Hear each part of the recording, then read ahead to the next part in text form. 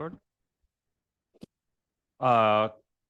the July 8th, 2026 Planning Committee to order. Roll call, please. Brad Ray, Here. Terry Van Buren, Here. George Bousset, Here. Elizabeth Franick. Okay, Elizabeth Jarrett, Here. Gary Mertig, Here. Paul Wilharm, Here. Dan Grady, Here.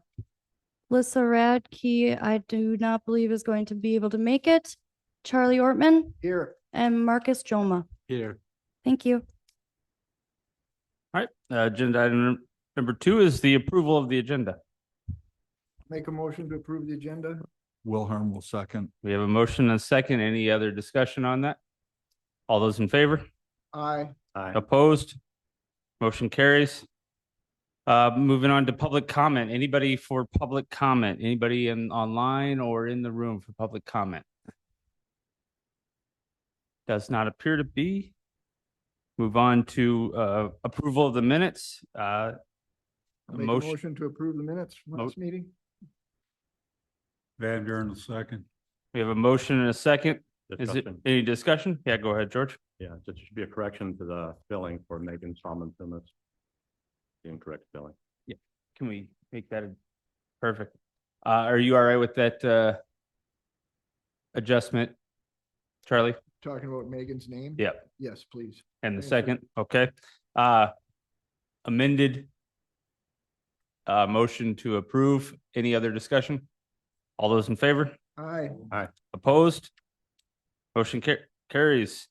On to the meat of the agenda. Back to the goals and objectives review. Gary, are you able to see the screen?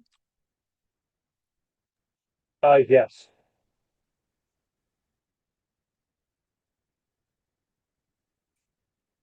And I believe we left off on intergovernment cooperation. Is that correct?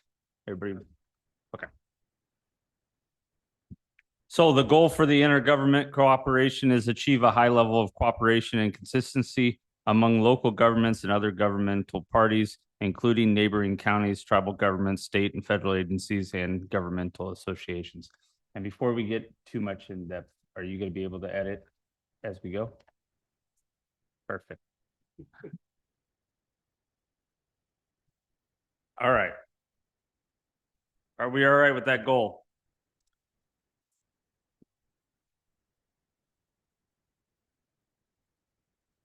I have a suggestion for the introduction part, part that is on 7-1.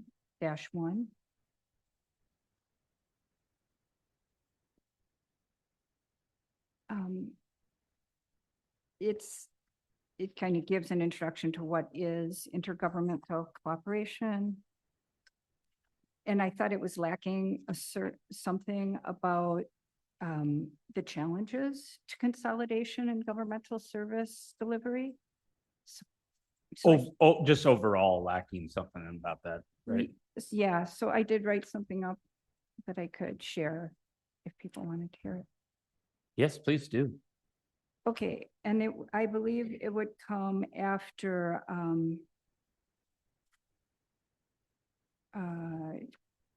after some cooperation is undertaken to receive services or make cooperative purchases. So after the second paragraph, and I say challenges to consolidation and government service delivery exist. Coordinating resources across entities, whether vertically or horizontally, may have unintended consequences such as losses to community control, system adaptability, and local access. Streamlining can lead to increased fragility and brittleness within a system. Nature tends to favor redundancy and for long-term success. If one node in a system fails, another is able to perform its function. For instance, we are born with 2 lungs, 2 kidneys. Many plants can reproduce with seeds and runners. Ashland County recognizes reasons for seeking balance between intergovernmental cooperation and retention of autonomy. What was that? And the what of the economy? Retention of autonomy. Autonomy. Okay.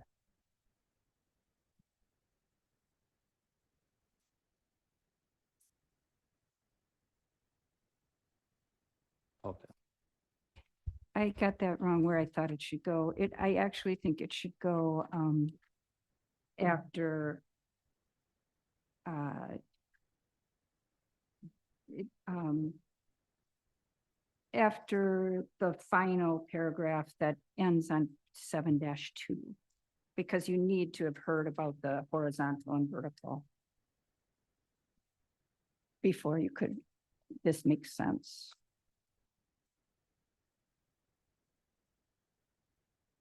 I felt that it gave a kind of the reasons why to consolidate without cautioning that there's sometimes that consolidation isn't the best answer. Or to cooperate.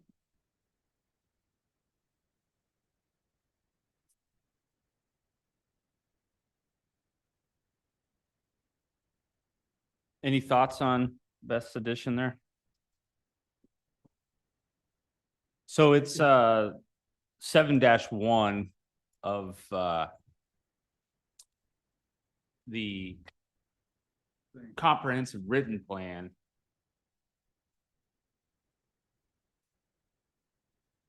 Not, and just kind of the overall text to get to the goals and objectives. And it's not a paragraph currently on here, but it's trying to add something to focus on some of the challenges of cooperation.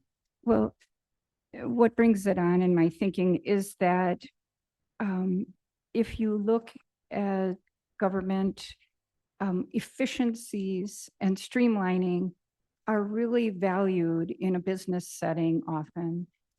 But since government is not a business, there are other systems to look for modeling.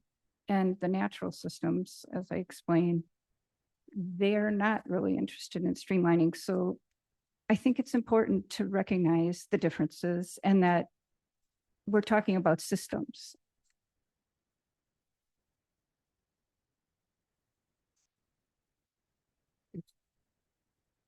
Is there any way we can get a draft of what you're saying in front of us, and then we can read it and come back at another meeting with it?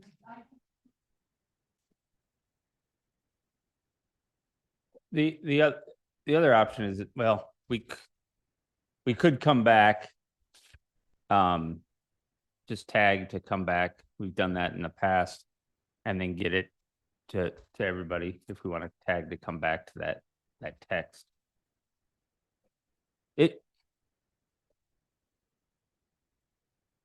Yeah, that might be the best thing instead of trying to type it now.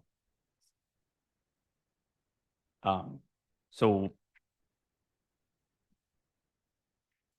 Would it make be a note. possible to just get a feel in the room about how people feel about that?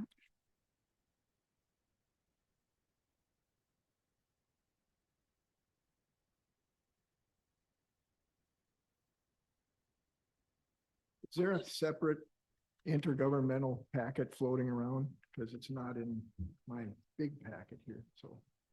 Okay. Thanks, Grisha. Okay, Okay, so if people want to reorient, it would come at the bottom or at the very top of page 7.2 before the large title governmental structure.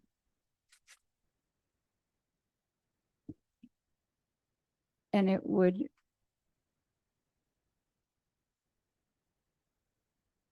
Okay.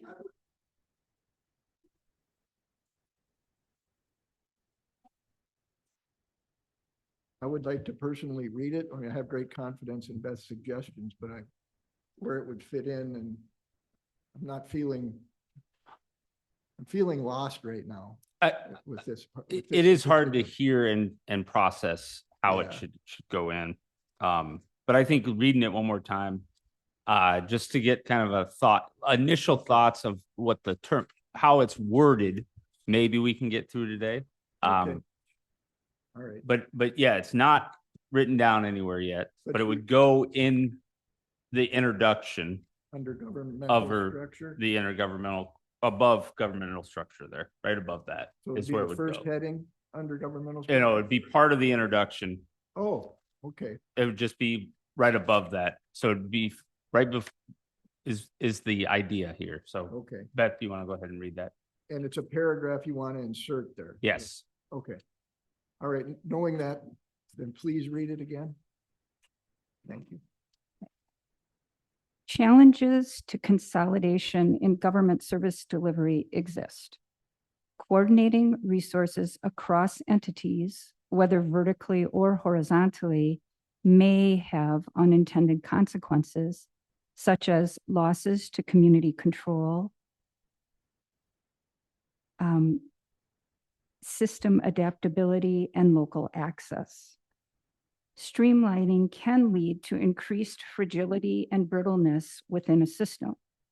Nature tends to favor redundancy and decentralization for long-term success. If one node in a system fails, another is able to perform its function. We are born with 2 lungs, 2 kidneys, for instance. Many plants can reproduce with seeds and runners. Ashland County recognized reasons for seeking balance between intergovernmental cooperation and retention of autonomy. I have no objections. The way I kind of interpret that is it's saying we need to work together. We understand that things like Department of Transportation might dictate how we do, but we want to keep that second autonomy, being able to do something is not lose sight of some of the authority that we have lost in the past with different things. I think is where that's going. Yeah, nothing wrong with that. I don't know if we need the biology reference, but Yeah, I think added words, it probably, I think simplicity is that, you know, things, redundancy is good sometimes, is probably good enough, but I'm fine with it as well.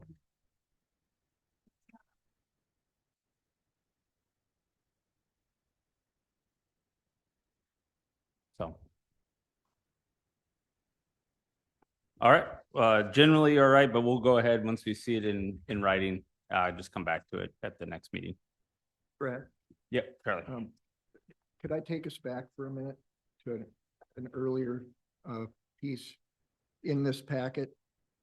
Under the goals, objectives, and action steps, page 5. I was reading through this and it talks about describing what these things are, action steps, who's responsible there. I noticed that it's left out our achievement capacity indicators. There's no description of red, yellow, and green dots. Was that intentional? And can we discuss it if it was, or is that an oversight? Page 5, as I believe in the original 2016 plan, I went and looked at it again, just to make sure, and I could still be wrong, but I don't see a description of the green dots, green, yellow, and red dots, which I call achievement capacity indicators, meaning of those goals. There's something we'd like to do, but it tells everybody if we think we can or can't, or if we're doing it already. And some of them are going to be, we can't do it. I seem to remember that we had a discussion quite a few years ago about this, or I guess only a year ago. We've only been really doing this for about a year on the green, yellow, and red. Yeah, I know it was, well, in their first plan, it's talking about key objectives and green, yellow, or red or yellow or green diamond they achieve. And then key action steps. And it's kind of sort of similar to that, the new one, but it leaves out the objective achievement indicator. So there's no indication. If anyone's reading this, they wouldn't know if we thought we could do the plan or they wouldn't have any idea if we were doing it or we're doing a little bit, or we would, it's just pie in the sky for us. And I think for someone reading the comprehensive plan as a civilian, they might read it and think that, oh, these are things we're all doing right now. You know, I would like to know if I was a reader, where, what's our ability to achieve these goals? George. So Oh, I don't know if that's still somewhere in this plan or if it's been left out. And if it was left out, I would just like to have a discussion about it if I could. But maybe we could bring it back to a next meeting, certainly. I'm not saying we do it here. I just want to note that. let's hear what George has to say here. I have a couple things to say. First, I think it'd be efficient today to stick with the agenda and follow through with the completion of the items that we're working on. I do think we ought to have a meeting where we come back and allow comments and edits going through the entire plan, all the different sections. I know that I've gone back and reread, and I have further comments, but I'm not going to bring them to the floor today because they're back in parts that we've already reviewed. Secondly, on this achievability, I think the indication of whether it's short-term, medium-term, or long-term is close enough. Because who are we to judge today whether something is going to be achievable 5 years from now when we don't even know what the situation will be? So I think those indicators are actually unnecessary. Dan, go ahead. If I seem to remember correctly, didn't we agree to get rid of the color coding? That's what I was thinking, that we went with what George just said is, this is a plan. We'd ideally like to do everything. We have the resources needed, which might say, hey, we don't even have the resources to do this, and it's more of a longer term versus ongoing. I think that was kind of what we talked about long ago. Was the idea. I think, but I also like George's idea of maybe once this is kind of, we've gone through the initial review, we can kind of come back and do some of the wordsmithing and say, okay, hey, let's do this. And I encourage you again that if we are doing wordsmithing throughout, to go ahead and send it to Emily and let her put it in track changes so that we kind of get it refreshed every time we're looking at this. So if you have something, send it to Emily. I think Emily will be at our next meeting. And we can reiterate that, hey, we're going to be doing that over the next to her, so she knows that that's coming. But I think that might be the more efficient way. It would be great if we all could have the Word document, put in some track changes, and all be on it at the same time. But I think that's difficult because of our limited time and my inability to actually bring my tablet today. So, Well, if I might just add a couple of things. To me, it doesn't matter if they're orange or not, or green or yellow. I think we need to have something we can parse out, especially on the objectives that we don't feel that we can accomplish, or maybe, because if you're trying to ask for help, it would be so easy if we set some kind of indicator on these. So yeah, we can do this, no problem. This one we need a little help with. This one we don't see. Yeah, but that's a struggle for us to see getting to it. And even if it was such that we sit down and say, oh, well, these goals we can get to all of them. But I would like to remind this committee that an entire committee came up with that key objective things for lots of good reasons. And I think to dismiss it out of hand, I don't feel like we had maybe I was missing, but I think there's merit to having that in places, just for usability of the document in a computer format that would make your searching easier. So if I was to go to Madison for any particular reason, I could pull out all the red things here on land conservation or the red things on sustainability, and I could present those, when I'm doing Superior Days or whatever the thing is. If we don't do it that way, I think we're leaving out a tool that would be very useful. And I will also say that I think it is appropriate for today because it's the opening pages of this meeting's agendas. And I just noticed that it was missing earlier. So I didn't mean to be inappropriate. We can bring it back. Yeah. Please, I hope we bring it back. I think it deserves a good discussion. Thank you. George, go ahead. I absolutely agree that it deserves discussion, but I think it ought to be at a later date because when I fundamentally agree, so I think it'll be a long discussion.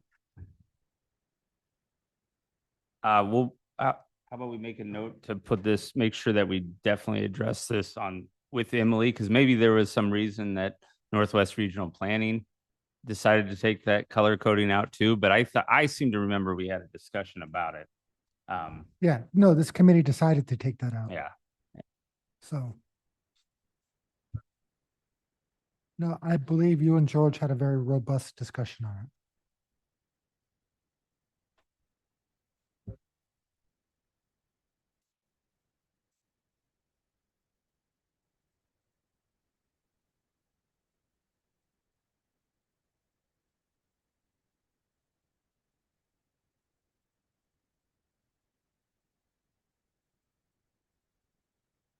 so I'm just gonna make a note here for agenda.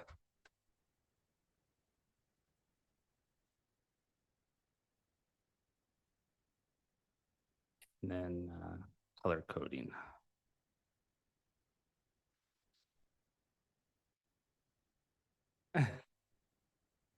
Well, and I think I don't want to get into it too much. I think the idea of a future meeting, but I think the term of this discussion was the lettering of when, along with the resources needed, was kind of encapsulate that. And we thought the color coding was redundant, but I understand it as a tool too. So, but George, go ahead. Yeah, I don't want to prolong this discussion today, but independent of the color coding, to which I did object, I think the concept is incorrect, and we should discuss that at a future date. Okay.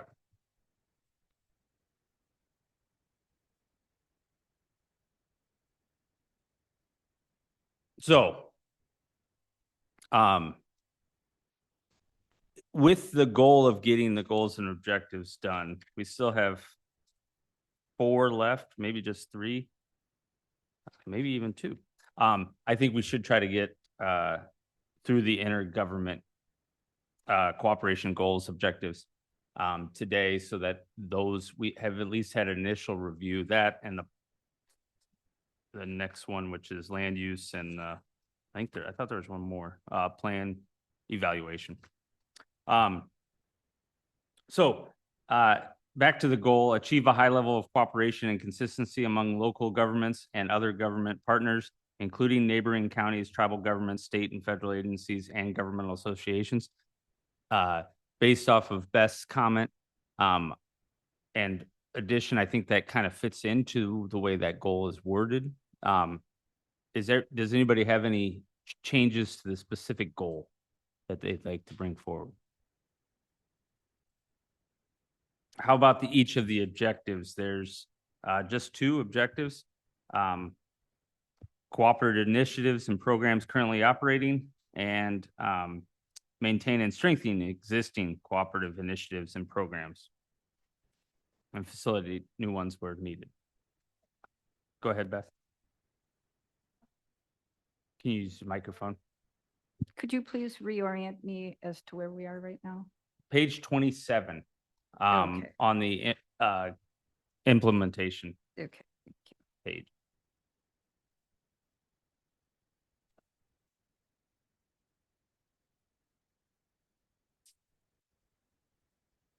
Go ahead, George. When we get the action items, I have one I'd like to suggest adding. Mm-hmm. Go ahead. You want to address that now? Yep. I thought might be appropriate to add the following briefly. Actively encourage local citizens to participate in local government. I'm not sure that we do enough of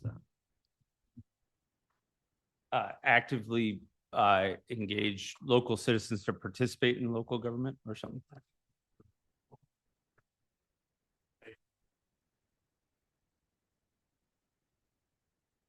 I agree. I wish somebody in my district would run against me. Well, Brad, you just need to find that person.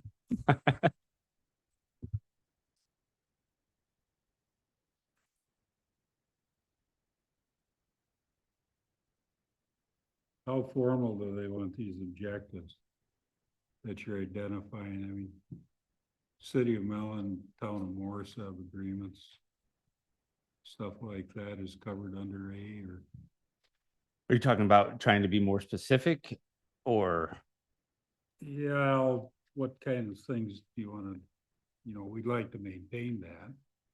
But I don't know if it falls under A, that sounds like it's more of a funded thing, but maybe not. Oh, you're saying, so we want to identify, we're saying to identify all the cooperative initiatives and programs currently operating within the county and making sure we hit the ones in like Mellon, for example, that already exist. Yeah. And yeah, there's probably a lot of things that are going on that the county is unaware of, and some of that redundancy could help be cleaned up and improved, and maybe some elimination of unneeded redundancy. I don't know if that's an action step or not.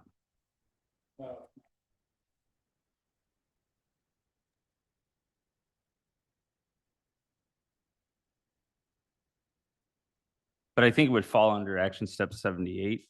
It's what you're talking about, which is just develop and maintain a database of all these relationships. And those you have something specific? Okay.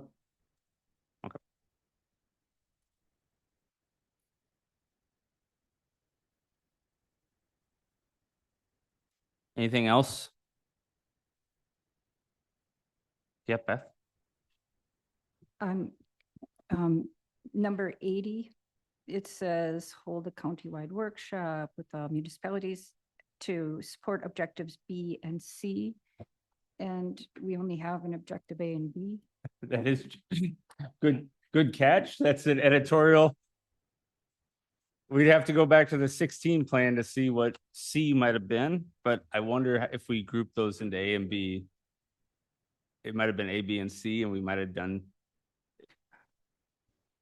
I wonder if the old one had maintain and strengthen existing cooperative, and then a second objective that says facilitate new ones, and we merged that together. And so, because that would then it would just be and supportive objectives B.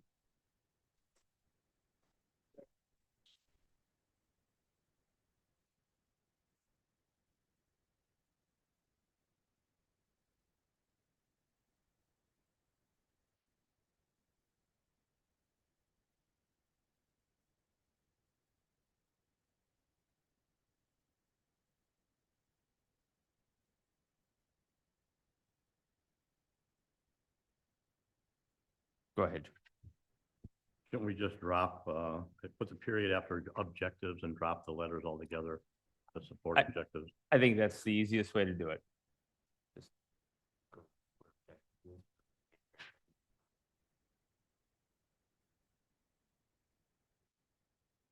Yes. Good catch, though. Go ahead, Beth. I forgot to say, I am in favor of George's suggestion too. I like that one. So just to put a plug in. And then I'm wondering if we need an 81, something like recognize when intergovernmental or cross-entity cooperation is not in the best interests of the citizens of Ashland County. George. I'm sorry, that's a head scratcher for me, because if it's cooperation, I don't know how it's conflicted. It doesn't make sense to me. I lean that way too, is that if somebody's going to do something, we want to cooperate to do with what fits in the plan, even if they're doing something that might be against the plan. That would be then to cooperate to make sure they don't do it. So it would be along the same lines, I think, of what you're trying to say. But Maybe just the wording is confusing to me.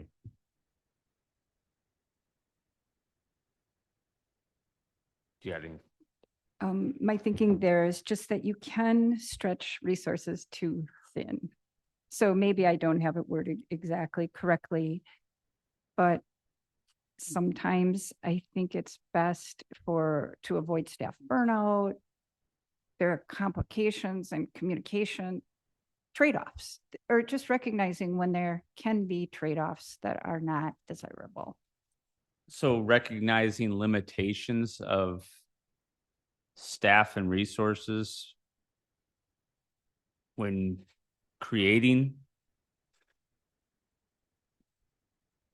cooperative agreements or something like that? Is that better, George? Well, concern I see tangential to this anyway is the risk in any governmental consolidation, reorganization.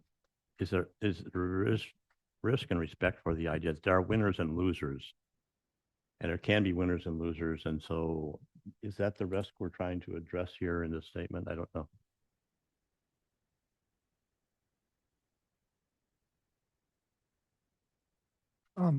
I guess my problem is counties are always cooperating together.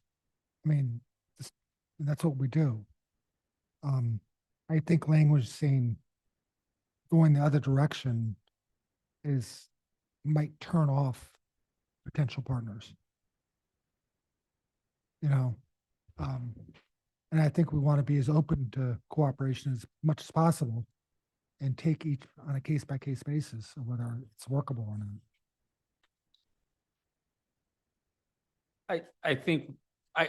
Yes, I agree with what you are saying. And I think what Beth's trying to say is that we should put that as something to think of if it's workable or not. If that's an action item. Go ahead, Liz. Is there anything with intergovernmental cooperation? I didn't read the whole thing, but is there anything that engages with the local tribes to engage in conversations of any oncoming future big corporations coming in, such as data centers or anything like that, to educate, to work on, how would I say that? To engage the tribe's knowledge of certain things with our county government to just kind of keep the options open of communications for environmental and future concerns of the public. Something like that, or I see that we are common issues such as water quality, substance abuse, infrastructure, housing, and economic development. Could we add something else to that and say, identify and pursue areas for cooperation along with tribal agencies, something like that? We do have a tribal cooperation section in there. And I think it is included in all of the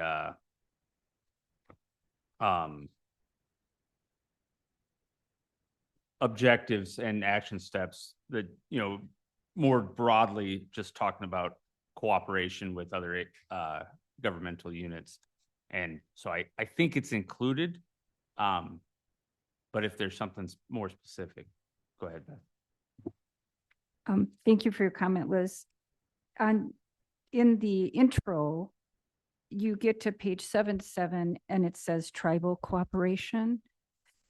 I did make a note that it's kind of odd that it is not integrated into the content that we cooperate with, but the tribal so anyway, there is an acknowledgement that we should and do cooperate with the tribes, and it's in 7-7. Thank you. Along those lines, in 7-2, so this is going back to the introductory language. I just want to float it out there that the language says Ashland County was established in 1860, kind of full stop. And I'm wondering if we would want to say something along the lines of on land ceded, either just ceded by the Ojibwe in the Treaty of 1854 or on land ceded under duress by the Ojibwe in the treaties of 18, just because otherwise I'm afraid that maybe tribal members reading this plan or others would feel like there was nothing here before 1860. So just a suggestion Go there. ahead, George. Yeah, I like the idea of referring to the treaty, but without prejudice, just referencing the treaty. Yeah. Without judging the treaty or the preceding history one way or the other. But I think referencing the treaty is highly appropriate. And I believe it was the 1842 treaty, not the 54, that ceded the land, I believe. Does anybody else know? I think it's the 42 treaty that ceded that land, though. I don't know what treaty is, but I think just land ceded from the Ojibwe. was I think we could just And leave it as forget- land for- ceded Because we'll get the by- wrong date. by ceded Just ceded territory. the ceded territory of I'll look up which the treaty it Ojibwe. was. But yeah, if we can add that, I agree that that's probably a good spot to highlight that. I just want to say to Dan's point earlier, the whole point of intergovernmental cooperation is to find ways to save money by acting together and sharing resources and sharing staff. So that Dan was spot on with that. I think we only do it if we're going to save money. If it's only of use to us, if it helps us save, and then that's where we try to act on it. So although I appreciate the sentiment, I don't know if it should go in or not. Thank you. So you're just saying that you don't know if we need that as an action step. I know the whole point. If you read the Right. statutory reason for having it, it's all to share money, to save money by cooperating where you can on purchases or projects or whatever. Okay. Yep, go ahead, Beth. Well, thank you, Charlie, because that's the exact reason I do feel we need it, because is it the role of government to be always looking for ways to save money? Or do we have goals of providing a resilient and long-term sustaining governmental agency? It is that drive to save money that is what concerns me. That's an economic model for a system. And economic systems try to save money, but natural systems don't do that. They believe in redundancy. And so different systems have different values. And the reason I added the biology is to just say government is a system, but so are natural systems and so are business systems.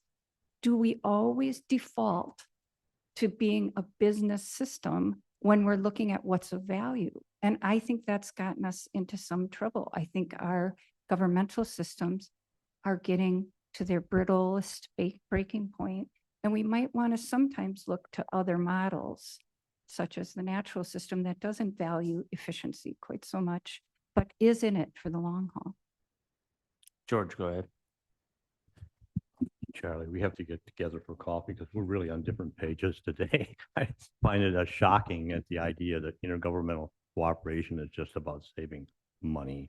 There are all kinds of mechanisms, situations where intergovernmental cooperation would be about many more things, maybe even spending money together or working on a project together, something like the rail trail between Ashland County and the reservation, or something like the purchase of the Maxwell property from Northland College, working with Bayfield County and Ashland County. There are all kinds of reasons to work together other than just monetary efficiency. So I agree that monetary efficiency is one of the reasons to do it, but it's not the only one, in my opinion. Dan, go ahead. Yeah, it's also about improving efficiency and service. I mean, a good example is I got an email today from our dispatch director. You know, we merged our dispatch services with Bayfield County. We were able to provide emergency medical dispatch now to everybody in both counties. And just this weekend, somebody was having a heart attack. And because the dispatchers were able to provide information to the family, they were able to save the person's life. So it's also about improving service, which is why we do these things too. And by the way, it is the Treaty of 1842. I just looked it up. One thing, Brett, George, I agree with you 100%, but pie in the sky, an idea of just public service is going to cost a little extra money. So we share that, the cost. Maybe Bayfield likes that idea too, and so we share the costs with it. Doesn't mean we're not going to spend money, but maybe we're going to find a way to spend a little less of it on a decent project if someone else will share with us. And maybe that's the only way we can have the project. We don't have enough money on our own. I'll go back to extension. We lost a SNAP agent, and I'm trying an extension to have the county find the value in that education, and then, okay, let's pay for it. But there's resistance to it because someone else was paying for it before. And now, so if we can share with Bayfield, maybe we get 1/2 a time. But it's money we'll have to spend and not, manage the federal money. Anyway, I agree with you, and I just didn't say it properly, so you knew what I was thinking. Thank you. So it seems like we've had some discussion on whether we want to leave it as an action step to recognize limitations of staff and resources when creating cooperative agreements. As what was put there, that was my summary. Beth, if you wanted to wordsmith it, by all means, but of whether that should even be in there seems to be some hesitation. So Beth, go ahead. Well, I think the confusion in the way you just summarized it is what Dan is saying is, no, it adds to our people because we have access to other people's people. So what I actually said is recognize when intergovernmental or cross-entity cooperation is not in the best interests of Ashland County. And it doesn't limit why that might be. But here's another reason I think this is important. The state right now is juicing counties to consider giving up some of their I'll just say sovereignty to partner with other agencies. And for 5 years, they'll make that whole to us and even, give us a little extra. What happens at the end of 5 years is we have fewer people employed by each county because we've learned to share, make do with fewer people across a wider geographic area. And that in the long run, not even the long run, tends to have a trade-off to access. Like how many times do we have to wait to get into our DMV because they consolidated all of those offices? Our post office, cutting hours to our libraries. Yes, we have a nice networked system, but there are times when we can, if we have the mindset that doing more with less is efficient, which is always a positive, you get to a point where that frays a system. And I think it's good to recognize that there are trade-offs and tensions. Go.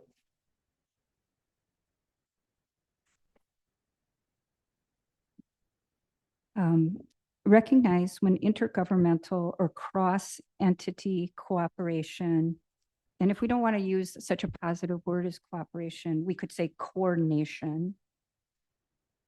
Recognize when intergovernmental or cross-entity coordination is not in the best interests of Ashland County. What if, Beth, we're cooperating because we don't have the staff to do it all to begin with? Or find the workforce to do it. George, go ahead. Beth, could that be modified to say something like recognize when intergovernmental proposals are not necessarily in the best interest of all parties? So cooperation is still useful. You want to cooperate and talk about it, but some proposals aren't going to apply because one party's not going to like it, or maybe both don't. I would like to refer to proposals and that are not necessarily always in the best interest of everybody. Well, I feel that we've been doing that as a county. During budget cycle, we sometimes cut deals with, cut people that we've cooperated with in the past that we're not going to because of funding issues, but that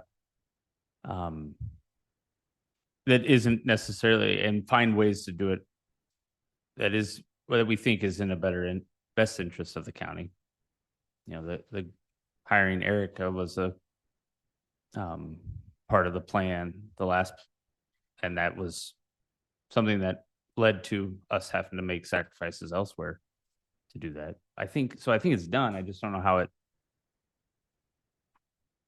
how to phrase it. Go ahead, George. Yeah, I think, to me, we want to say that, look, cooperation is always good. Some proposals don't fly.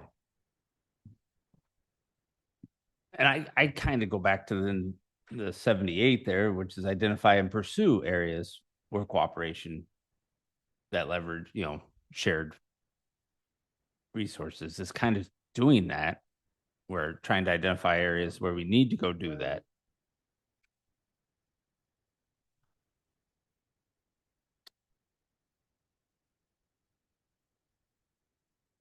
That's, yeah. That's, I understand where Beth's coming from, and I kind of agree that we should recognize that there are going to be times where it is not in the best interest of the county to enter agreement. But those conditions may change, and I do, like Dan mentioned earlier, I worry that if we put something in the plan like that, are people not even going to come to us to propose that because they might say, well, that this is their ticket to just say no and do the things they want to do. I don't know. I could be really happy with 81 if we could just insert the word after not insert, so it reads not necessarily. I think the way it reads right now is a little bit too stark. And it's a little bit too negative. And I think if you put the word necessarily, it gives it more, it says these are gray areas. Right.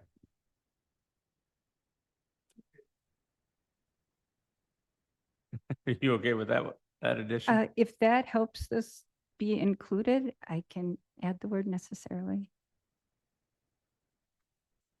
Have we decided what the word proposals or coordination?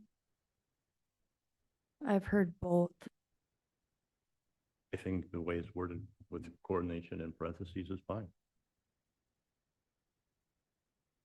I think we can just go to coordination. I don't think we need both.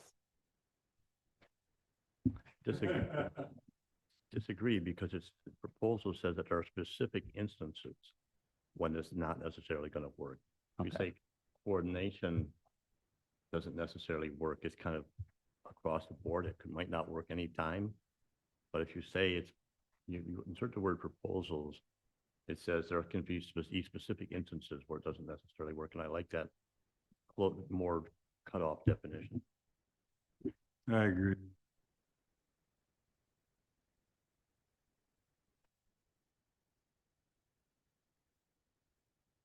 We good with it? I agree with George also. I say we're done with intergovernment cooperation then. Oh, wait, nope. Beth has one more, at least. Well, again, this is, I just wondered where we got the lists. Are there others? Are these taken directly? For 7.3 and 7.4, there's a long list of places that we, and I'm just wondering, are those up to date? I could think of one like the Regional Homeless Coalition for the Balance of State or something, and I think that's fairly new. And so I just wanted to make sure those were up to date, and maybe there are things that we're not doing that should be taken out. And on debt, I'll just on the regional, on 7.3, the regional cooperation section, is that what you're talking about? yeah, So my understanding is Northwest Regional Planning went through and listed all that they knew about. mhm. If there is something that maybe Northwest Regional Planning did not know about, we can surely add it, but No, it looked complete. But I thought it looked pretty complete to myself too. And then 7.8, we want to add an S to the first bullet point. It's the Great Lakes Commission. Mm. Easy one. I'm wondering if 7.9, the compact is, if that's current, the status of the gaming compact, because that lists Yes. actual numbers. No, it's not current anymore. We don't get any money from the tribe anymore from the compact. And similarly, 7.9, the law enforcement cooperation, I know that that's been recently reviewed and it refers to something in 2015, so I doubt if that's current. Yeah, there's no current law enforcement agreement.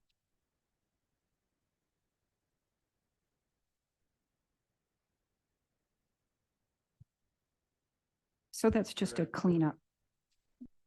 Go ahead, George. Well, thank you, Beth, for bringing us back to focus on, because I hadn't really paid close attention, but the last one there under regional is healthcare, but it's only referring to emergency healthcare. And we have very active regional cooperation on healthcare.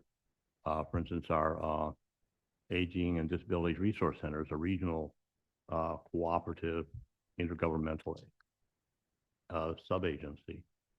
So there should be something recognizing that the healthcare cooperation is, I know if that might fit under the state, but I think it's more appropriate under regional. And that's, that's one of our committees. Doesn't that, what George mentioned, fall under the Wisconsin Economic Development Corporation? No, it's part of, it's, No, ADRC is different. Oh, okay. We do ADRC with Bayfield County and Douglas County. And Ashland County is the fiscal agent. ADRC is Iron, Ashland, Bayfield, Douglas, Sawyer, Price. Yeah. Whole group of counties.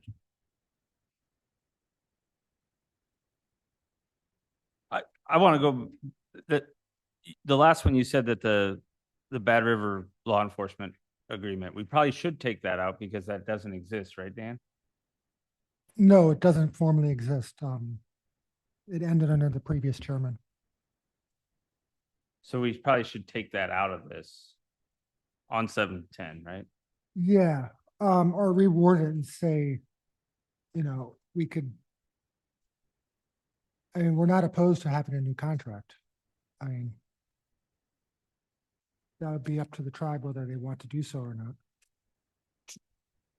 True, but it in the text, it does say in June of 2015 went into but that no longer exists. And so we probably need to at least update the language there, if nothing else. And what was the other one you said right before that, Beth? The gaming contract, Yeah, the gaming- contract.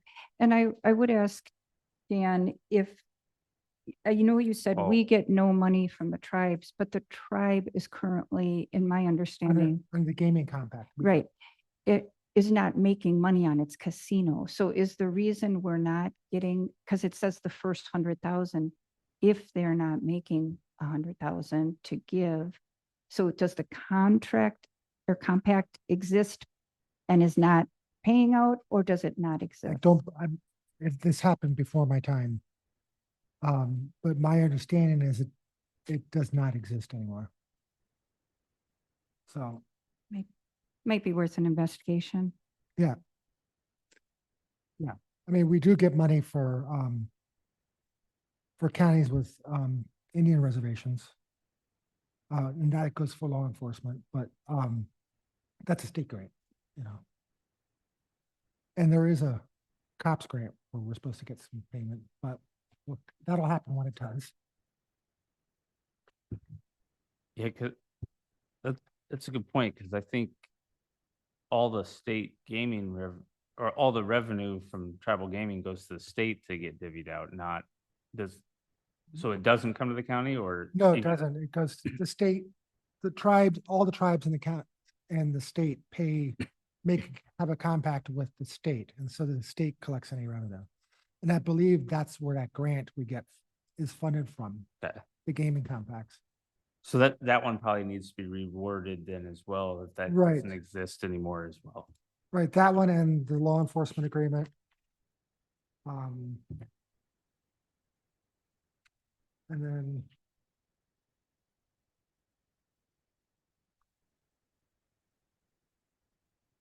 Um. And honestly, I don't know if this multi-county cooperative housing agreement exists anymore. That one does still, well, I don't know, there was something with the Yeah, CDBG grants going away. yeah, the feds took closed all the that ball. funding away. Yeah, there's still some sort of cooperation. But I don't know Yeah, what it's, but this current administration ended the CDBG, yeah. so there is no more money for it.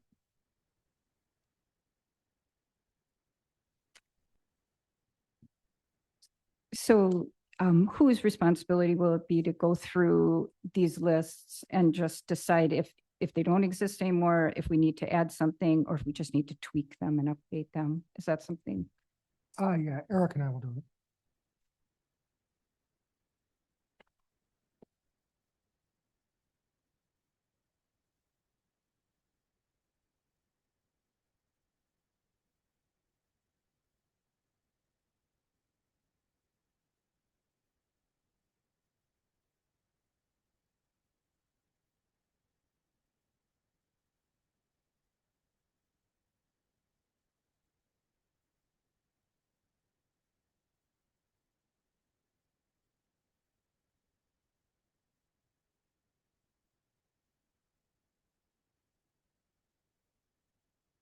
All right. Anything else on intergovernment cooperation? Go ahead, Charlie. I prepared a appendix called Challenges to Intergovernmental Cooperation, which is, and I submitted it, or Erica submitted it. I don't know if anyone's had a chance to read it, but I have not. it's in somewhere in there. So I don't know if we want to review that as part of this or later. I think later, there's probably be a few more appendixes. Just so folks here know. Yeah, because I imagine if it's an appendix, it's probably fairly lengthy. No, Oh, it's not. It's a short thing. I'm going to put that on this agenda list for the next meeting. Okay. Appendix for the intergovernment cooperation section. And Challenges. Professor Megan Tomas is very close to being able to submit a sustainability element. She wants to have it before, she wants to get something in this iteration, but it won't be, then it'll be flushed out further after. But she thinks it's important to get something in this one. And it's really beautiful. Look forward to seeing that. Yeah. Thank you. That's all I have. Charlie, can you email it to Carisha and then she'll send it out to everybody? Yeah. Then she'll send it out to everybody and that way it's all. And then she has a copy no matter what. And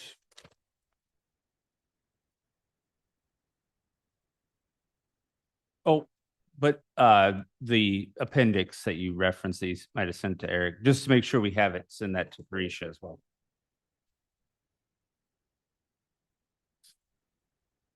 did you?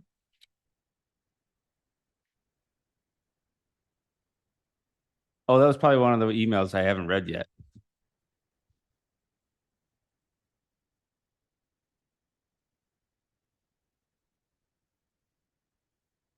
Or just send it to Parisha too, make sure it gets out.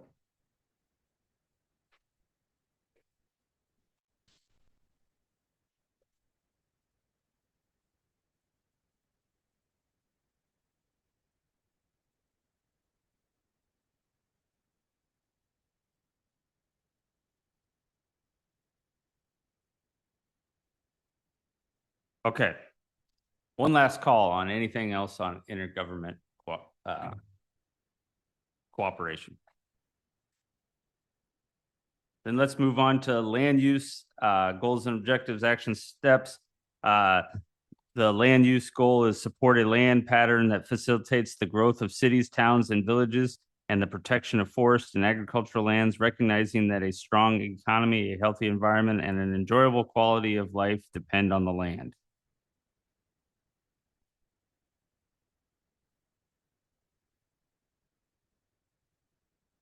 What do you got?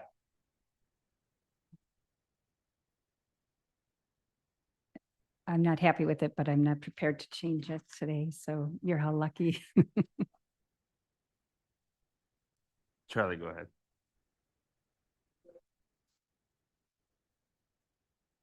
Microphone? Microphone. Microphone. I'm very interested to know what your reservations are with it, whether we change it or not, what's bothering you about it. Well, thank you for asking. It's this leading off with that facilitates the growth of cities, towns, and villages, which without any qualifiers on that.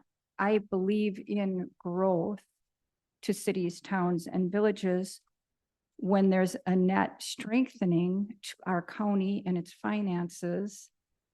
I believe in growth when it's infill.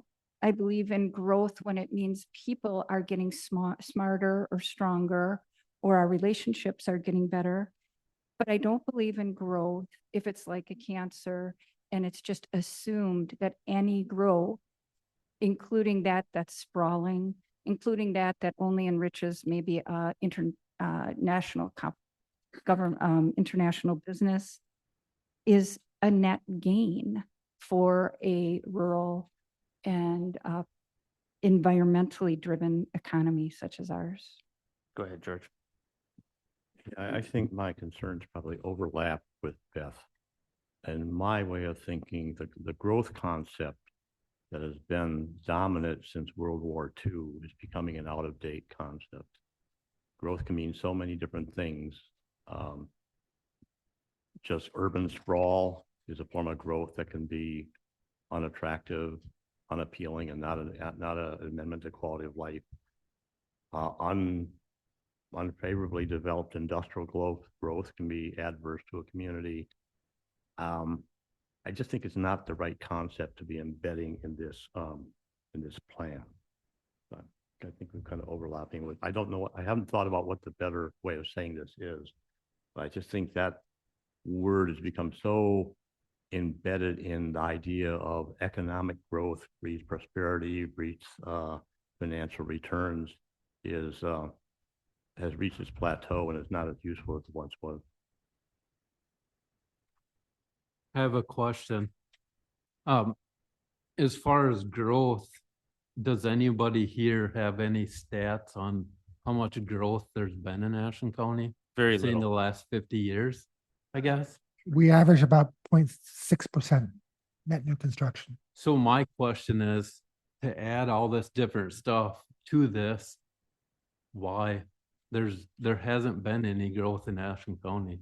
So we're adding a bunch of stuff to basically stop people from even looking at this place.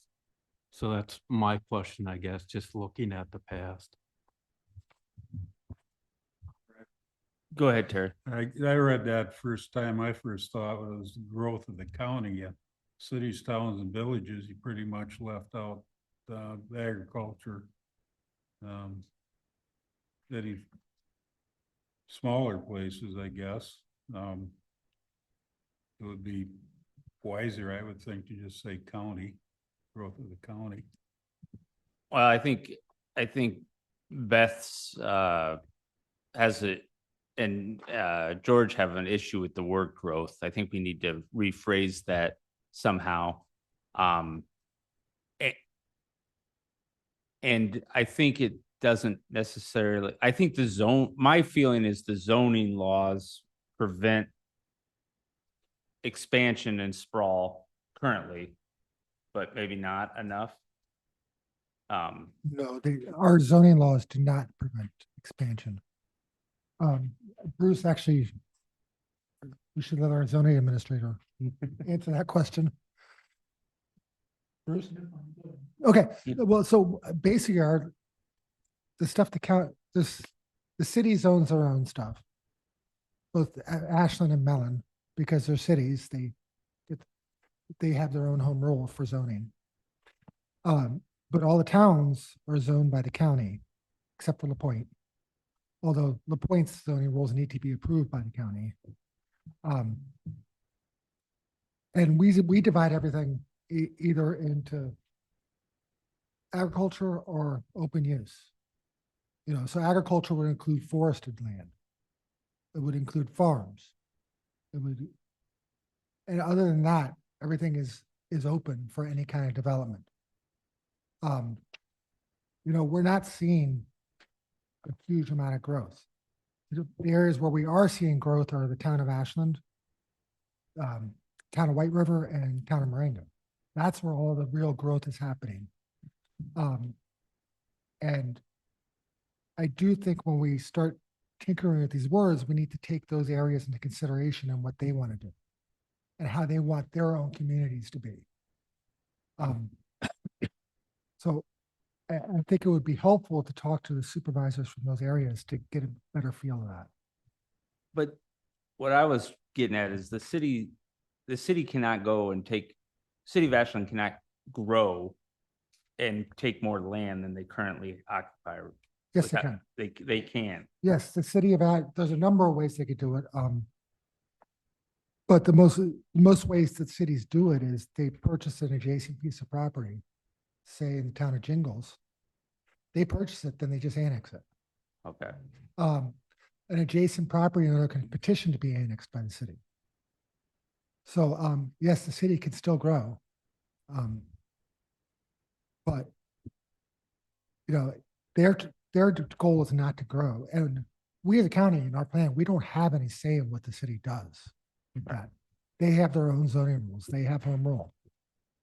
So what I'm just saying is we need to be cognizant of what the towns want when we're talking about zoning. You know, not what the city wants. I mean, because we're zoning for towns, and I think it's important to recognize them. and So their needs. what about instead of facilitates the growth is benefits cities, towns, and villages? More broad. George, you had something?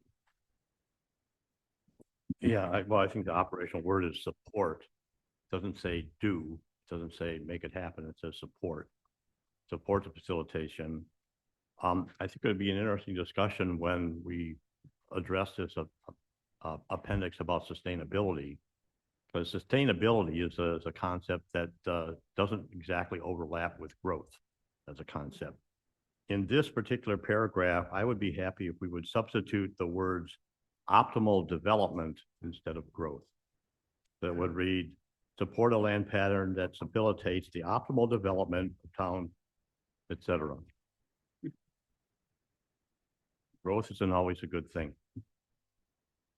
Marcus, what do you think? I just, like I said, for myself, it's where is the growth? Looking back in the past 50 years, city of Ashland has been declining. Ashland County is not growing. Like you said, there's maybe 3 towns that have a little bit of growth. Do we really want to restrict more? So I guess I question that on that wording. So you view that particular thing, you think someone might see that as as not allowing growth at all? Or, because you're right, since the iron ore dried up in early, Ashland's been sliding downhill population wise. But I think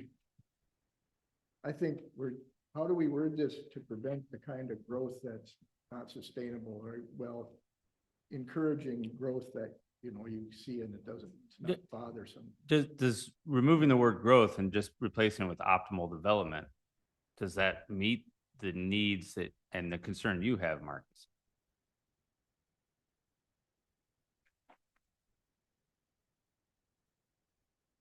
Because what we're trying to do is support the city town. We're, again, like George said, we're trying to support cities, towns, and villages because they can, for the most part, do what they want to do.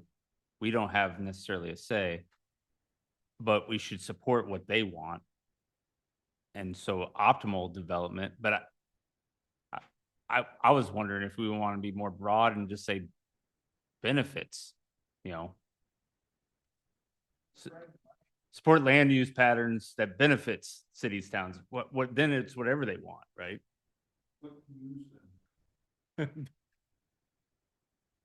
But go ahead, Beth. Marcus, thank you for speaking up and presenting this view. I do have a really sincere question for you. You present the fact that we're losing population and that the growth has been very, very, very slow up here. Clearly, that's a concern of yours. And I know that the concern, that other people share that concern, many people. And I'm wondering, what about it is concerning? And I mean this sincerely, because is every county striving to be more populated? Is it because we're poorer and you equate those two? If we would just grow more, we'd have more money as a government, or we'd have more money. Would people be more prosperous? Is that the assumption that those things are linked? I'm just wondering, what about it seems really attractive? Because I'm not sure I share that vision. I'm not sure that I agree that growth on balance always leads to better things. I think growth can be a mixed bag. And that's what I'm just wondering, do you share that? Or are you pretty firmly on the side that growth is good? And if so, can you explain it to me? I guess for myself, I guess where I'm going is I don't feel like there's any growth in our area. And not saying that everything has to be tied to revenue. All I'm saying is if we start putting restrictions on this, is it going to hamper any type of anything for the future? Because really, if you think about it, if we're not generating, whether it's revenue or people or any of that stuff, this county will die. If it's not growing, it's dying. So we have to, I guess, think of the future of what's here for the future, even a little bit. Like for myself, it's what are we doing for the youth to keep them around here, any of that stuff. I feel like we should focus more on that stuff versus, not to say revenue or any of that, but how are we setting this up so that it continues for the future? Not, like I said, it doesn't have to be tied to revenue, but if there's not that continued, whether it's young people or new stuff coming in, it will die. Go ahead, George. It strikes me we have an interesting example of growth before us in the Marengo community, because we have the substantial housing development put in place by the Enbridge in support of the pipeline development. And so the way I look at it, I think they've done a pretty darn good job, but it could have been a really sloppy, poorly done job. So what I'm saying is how growth happens is really important. And I'm curious, maybe Marcus, you have any assessment about how that is affecting the Marengo community in the present and in the future? Do you have thoughts about that? I guess to clear that one thing up, Enbridge has nothing to do with that. So yeah, Enbridge has nothing to do with that. One thing I guess for myself is, like I said, for the future, it's for the future of future use of talking to people from not around the area. They say, hey, this is nice because the city of Ashland's parks are full. Now we can come up there for Apple Fest, book across the bay. These different events that are around here, now people want to come up here and stay longer and see all the stuff we have up here. So for myself, I feel like it's a benefit for the future. And I guess that's how that's looked at on myself. So I take it that it's being well received by the local community in Marengo. And like I say, I thought it was related to housing Cambridge workers. Maybe I'm wrong about that, but anyway, I've looked at it and I think they've done a really pretty high quality job out there, and that matters. Go ahead, Liz. I like the comments Marcus made about retaining our youth, kids are right now, I mean, they're going to college and they never come back. Even for the summer, all these area businesses, including the restaurant I work at, we're all looking for people, and the store, we're all looking for people. If we work on ideas to retain our youth, such as, education, religious aspects, business aspects in the future, small businesses, how do we word this that land use could be, we're protecting the forests and agriculture lands, but we still want to be able to have small businesses in different areas. It doesn't have to be like Bayfield County has a small business run by local not workers, a family that runs a store. I mean, what kind of restrictions are we putting upon those things in Ashland County? Like where something could be a pop-up shop somewhere, and we would be able to not be locked into a thing where, okay, that's not zoned for that or whatever. But even, just like the future, we have to think about the future. What can we do here to prevent them from going elsewhere to work and live? How about, they go to college somewhere else, yes, and maybe a percentage of them like it where they're at, but many of them want to come back and there's nothing for them to come back to. Go ahead, Terry. Just a housekeeping thing, could we support a land use pattern? And the other thing is, if we don't have growth, if we don't progress, you go behind. There's no third choice. You either keep up or you're left behind. Just to kind of bring this back to the land use pattern, I think if we get into maybe the objectives, I think we'll hit that the objectives are hitting everything that everybody wants. I think there is no restrictions on it. I'm at least personally having a little hard time about what the debate is. It seems like a lot of people are saying the same basic things, and it's just we decided we don't like a generic word like growth, but the optimal development maybe have been used. And so maybe if we go through the objectives, we can get kind of back on track a little bit. George, go ahead.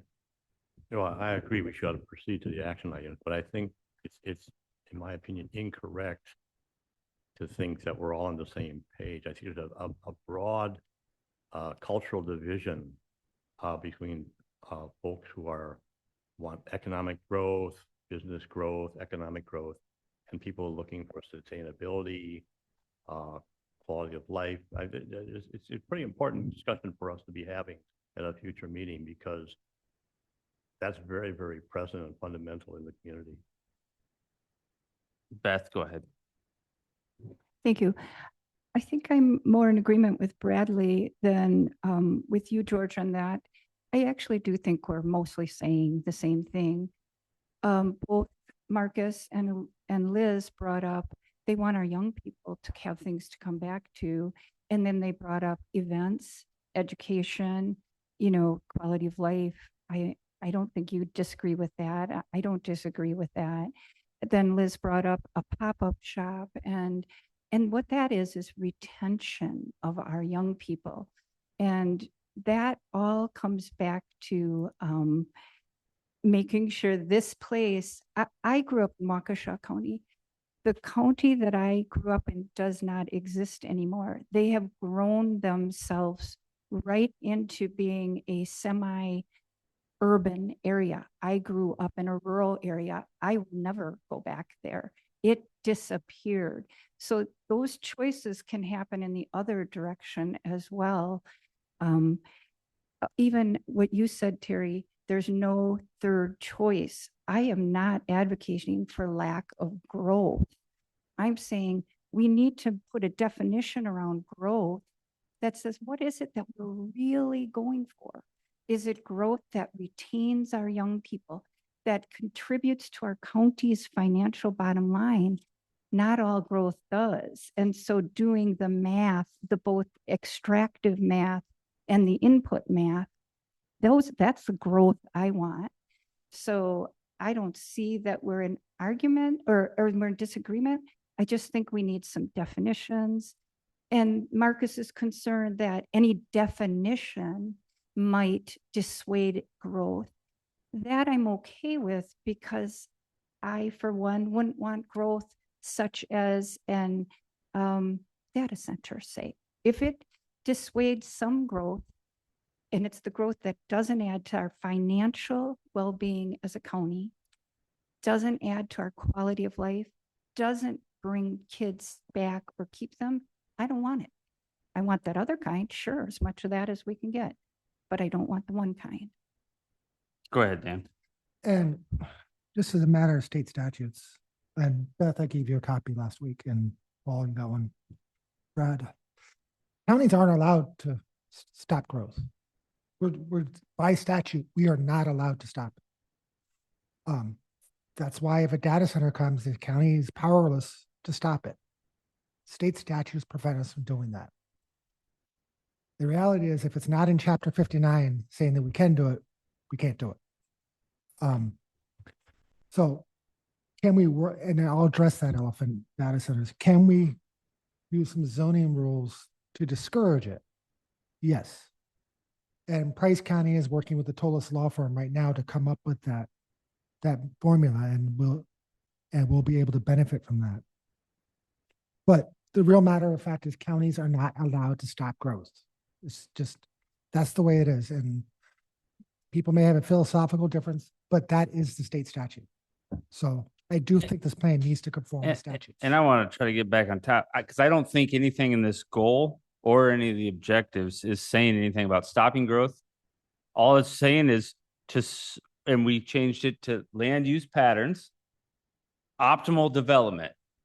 And we're narrowing the term to something that's more broadly accepted, as opposed to a more generic term that seems to have a lot of animosity around the word. And we're just going to get that word out of there, and hopefully we can all agree on optimal development, because that everybody's definition of optimal development will be very different as well. But hey, maybe we're all right. Go ahead, Terry. I think basically it's getting down to that county is telling me what to do with my 40 acres. Again, we're supporting a land use pattern. We're not directing. As Dan said, we don't have the ability to really direct. We can make zoning laws to discourage certain things, but that's about it. Go ahead, George. So if I can get us moving on to the action steps. Before we even start with all the ones that are listed, with which I saw no problem, I have one that I think we should consider. I'm not saying it's the right one, but I think it's something you have to think about. And I wrote it this way: as a long term, I'm thinking the 10 or 20-year horizon here. It says, evaluate potential long-term effects of trending changes in annual weather patterns on future optimal land utilization. So I'm recognizing that 10 or 15 years from now, there may be climate adaptation responses to our use of the land in the county. Certain forests might not be there anymore. We just don't know for sure. So I'm saying at some point, so a really, really long-term horizon, at some point we should evaluate whether our land, what we think is our current appropriate land use might actually shift.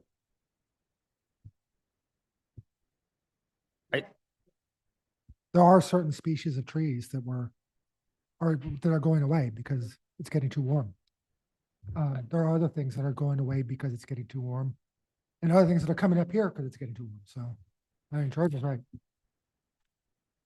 And you don't think 87 as maintained future land use map incorporates that well enough, George? Right. I don't think it incorporates it well enough because Okay. it doesn't say there's an explicit reason to be thinking about this right in our next 2 decades, other than what we've had to do just updating in the past because maybe a farm was abandoned and turned into forest. Right. There's potentially significant change in the weather patterns. And yeah, we don't know that what the consequences of that may or may not be at this point. But therefore I'm saying at some point in our 10 to 20 year horizon, we ought to evaluate that and be aware that the land usage appropriateness could change. And I know Erica sent out, well, at least to me, sent out some terms because you're avoiding the use of climate change in there. And she sent some terms that she says were acceptable. I don't know if she sent it to everybody or just me, but we'll refer to that and make sure. I think weather patterns might have been on it, but we'll make sure that that's right. Anybody have any issues with this additional action step? Beth, you had something.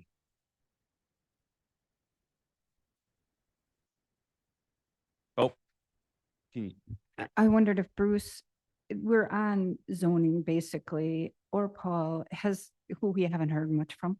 I just want to make sure I'm making room and just to hear what your general comments are about this, if there's something you kind of wish we'd hit upon, or you feel it's comprehensive. And Paul, whatever you'd like to say, I'd like to hear it. I guess nothing really jumps out at me. From what I see, it looks okay.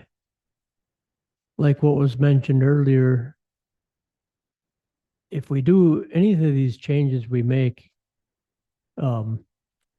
I guess one of my thoughts are go this way with becoming big government, that if we try to rule too much here. So I kind of like the way it's left that way as far as zoning. But there's so many other things too, even with, I think of the farmland preservation and what I see out there. We have a lot of private land in this county.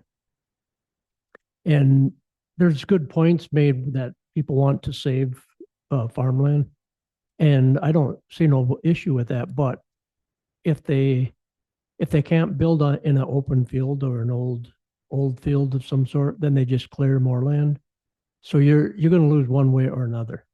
And these little things that come up to me, I guess I don't have I don't see any issue with what all these things are worded, because what it's going to come down to, if we really want to get serious about changing how this county develops, it's going to have to come down to some harsher zoning rules, I guess you could say, which I'm not really into that because I don't like big government.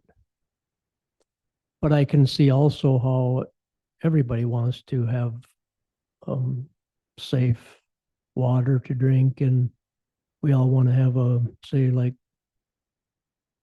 we want a good environment to live in. So of course everybody wants to have that, and I think we got some pretty good common sense on our boards that we can keep that going the way it's going.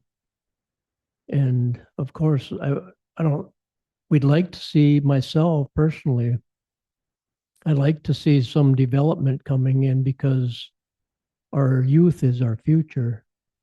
And our brightest ones will leave if there's nothing here for them. So I guess I'm for some of this development, as long as it's a controlled development. And I guess what I see, I don't really see no issues in our county so far, especially our southern part of our county is so uncivilized, you could say. There's nothing there hardly. There's a lot of land, a lot of room. Not that we just have to subdivide it all up and get things there, but we got a lot of room in our county.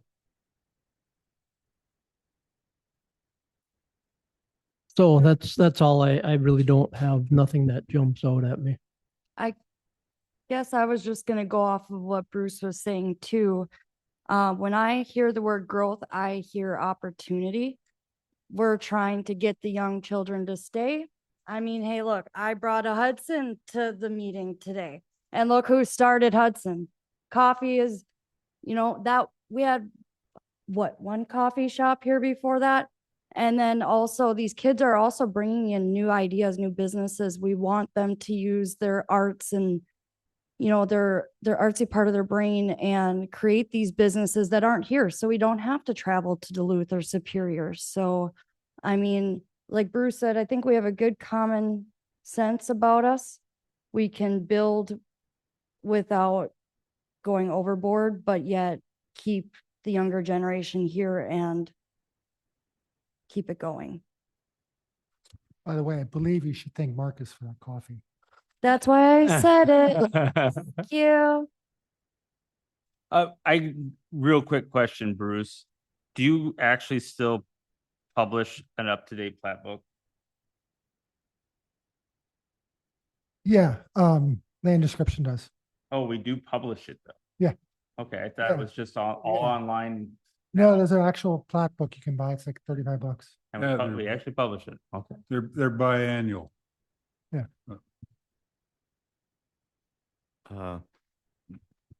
Just a brief comment on the concept of growth. For centuries, the population of the country has been growing. The population of the country is not growing anymore. So the whole model of economic activity will be changing. Our schools are likely to be losing census. We're having fewer children, and this will have an impact on our long-term planning, just to keep that in mind. Paul, do you have something? Yeah, we live in a growth-based society. The Scandinavian countries don't, but we're shifting more towards their model. So I don't find the zoning in this county overbearing, overreaching in comparison to other counties. I could make a comment on that too, that since I've been involved in, I think this is my 5th year or 6th year with zoning. Before this, I did a lot of work in Bayfield County and the surrounding areas. And I've heard since now I've been working with Ashland County, people love to work with Ashland County zoning. And the surrounding areas, especially more so Bayfield, they have so many strict, basically they make zoning much more where you got to jump through a lot of hoops. Yeah, they've got architectural control committees and, you're gonna get a fine if you don't keep paint on your soffit and fascia in certain Yeah. areas. And, if you don't want to paint your house in Ashland County, keep it in tar paper. Yeah.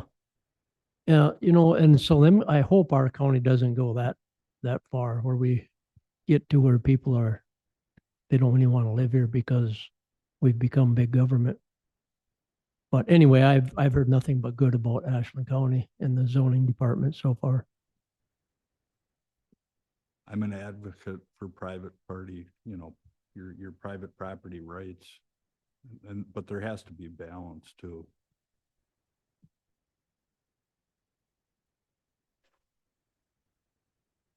Go ahead, Beth.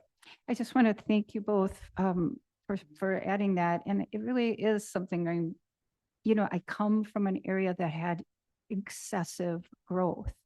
So that's where my antenna go up. And what I'm capturing here is that is not the issue. So I can really appreciate what was said, and I'm rethinking my concerns. Go ahead, George. Yeah, just the thoughts keep coming. So in a non-population growth environment, for a business to succeed, they need to outcompete the competitors. They have to do a better job. So for us to succeed as a county, we have to outcompete. We have to do a better job. And we have some strong competition out there. Do you feel that these objectives and action items address that to do it well?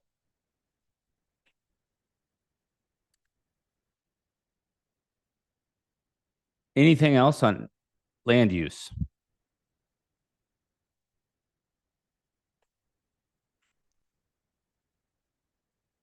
Then I think we'll move on to the plan monitoring and evaluation goals and objectives and action items. And I think this is very pertinent to this committee, is because the goal is to keep monitoring or keep this comprehensive plan relevant, usable, and timely. And these discussions have really done that, and we're starting. And the formation of this committee is not just an ad hoc committee that comes together, puts it together, puts it on the shelf and walks away and will be a long standing. I think we'll be able to continue a lot of these discussions as we move forward and be able to update this as we're moving through, not just every 10 years, but to be ready for it. And that's the exciting part of this committee, in my mind, is that, yeah, we got to get something, and we might not all fully 100% agree with everything, but we can then get into those discussions over the next 10 years as we work through it and get to the place where we all feel more comfortable. And so I want to keep that in mind as we go through this next 2 months of this to make sure that we meet the statutory requirement and we get something on paper and approved. And then with that motivation maintained in order to then keep moving and doing this goal here, which is keep the plan, the objective of keep that plan up to date, relevant, and use it as a guiding document to define county operations. And so I think this one's really pertinent because we've been getting into the weeds a lot, which is good. And I think I look forward to those discussions, but I do want to remind us that we do have a commitment to get this done. And I wish Erica was here because she probably might remember the exact timeline, but I think it's got to go to the county board in September. Yeah, I believe it's September or October. So, I know it's October. I think we will do it with the budget. okay, but we got to publish that so early. So it's really, we're really looking at, we got 2.5 months. Not even, we have to do the public hearing notice Yeah. in September. So really- we are on a time crunch. So I want to encourage everybody to think about things and try to get it in this one, but also be willing to maybe compromise, keep what we have, keep a note. And the first meeting after we get this published will be like 2 months after we get it published, because we'll all need a break. But then we come back and we'll all send out and try to get agenda items, and we'll go back to each of these things that we still want to come back to. Because this could be a living document. Now, I know it's gonna be harder to change it like every time we want to change something, but we can have this more relevant and make notes and have it so that when it is time to do, we have it ready to go. And it would be a much easier process where we don't have to meet every 2 weeks to try to keep it going. So with that said, George, do you have something? Okay. Anything on this this goal?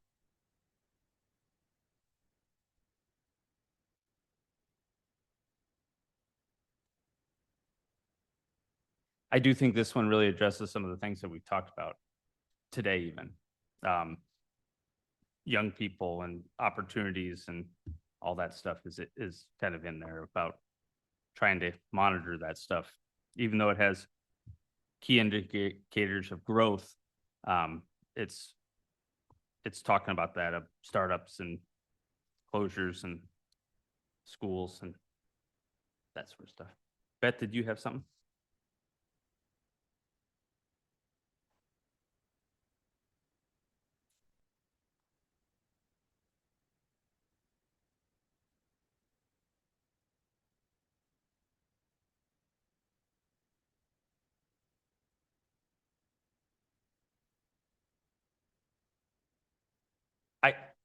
I agree completely with you. I think that that was in the plan because this one would have been red as Charlie, color coding operations would have had is there was somebody that thought we really need to have this, but then somebody that said, we don't have the ability to do this. And so that's why they put that in. I think we can probably get rid of that and make it simpler.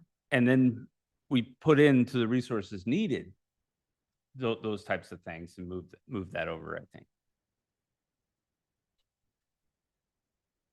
Take from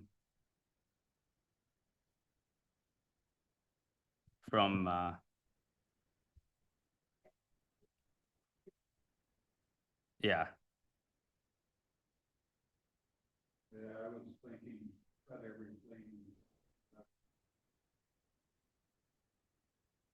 Yes, I think it's committee chairs, department heads, and county administrator. Well, I think it may be planning committee prepares a report and conducts a yearly meeting to evaluate and update the comprehensive plan. And they can get with input from county administrator, department chairs, and committee chairs. Because now that the committee exists, this one's based off of trying to do what we're saying we're going to do. But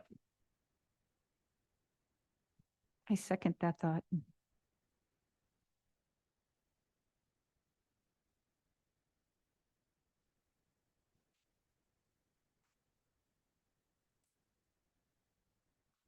go ahead, George. Am I missing something that should say, refer to engaging the community in future plan discussions? Planning discussions, engage community input, the future planning discussions. Is that in there? 'Cause it ought to- 92 kind of has it is make and implement a plan to how to inform county employees, county board members, the general community about the purpose and roles of the plan in the county operations and its future. But It's kind of a one-way communication. it is kind of one way on that one.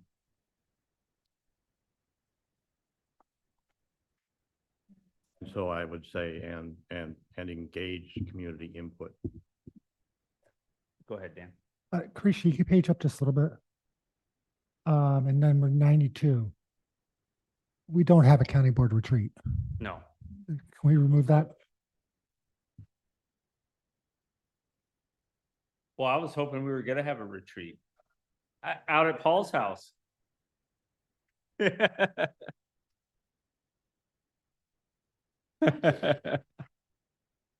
Yeah, delete includes results at the county board retreat. But back to George, to engage the public, Engage community input.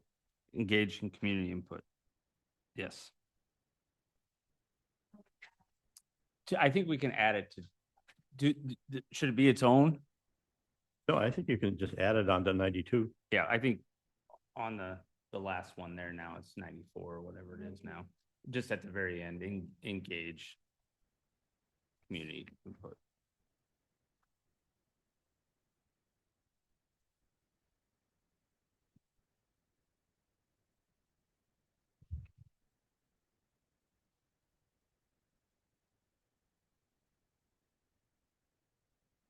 Anything else?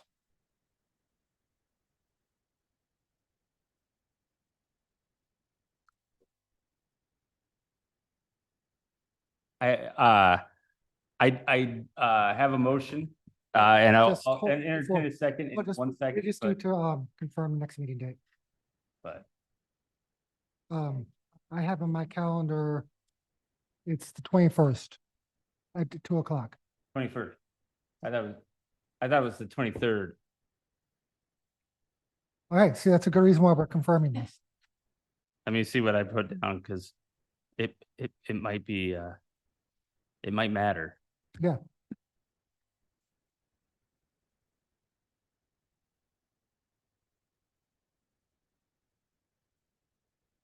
County board is on the 28th, I but do there, have the 21st on my calendar. but there's that data center thing at the visitor center that I know at least George wants to go to. So yes, I do have the 21st as well. Okay, Is So what I'll just- what we must have decided last time. I would prefer to, before scheduling the next one after that, to wait until Emily's here and see what we get through on the 21st. And so we'll schedule the next one after the 21st based off of what, we get through with Emily and, know maybe we're at a better situation. I do want to appreciate everybody's hard work on this. This is a huge undertaking and we're fighting up against the wall. So I do appreciate the time and effort that everybody's putting into it. I think we're inching closer. And hopefully we can kind of hit some of these big benchmarks.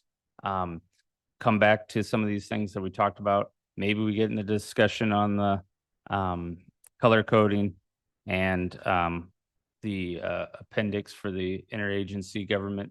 But we'll really go on, I think the draft plan elements is what Emily wants to cover next. Do you know? Okay.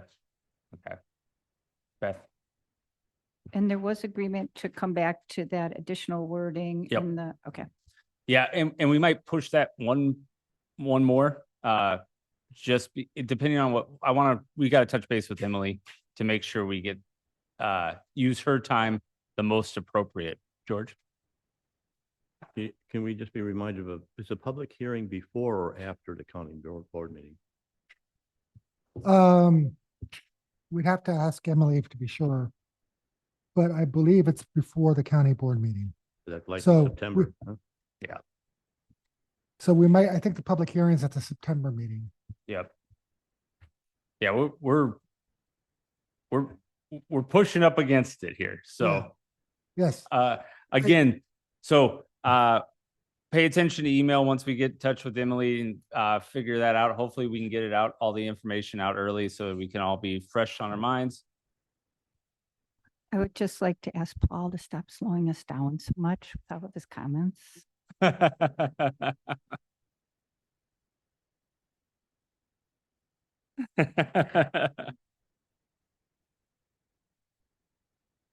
21st. yeah, at 2:00. All right, there is a motion on the table to adjourn. Is there a second? Second. Motion and a second. There is no need for a vote. With that, meeting adjourned. Thank you.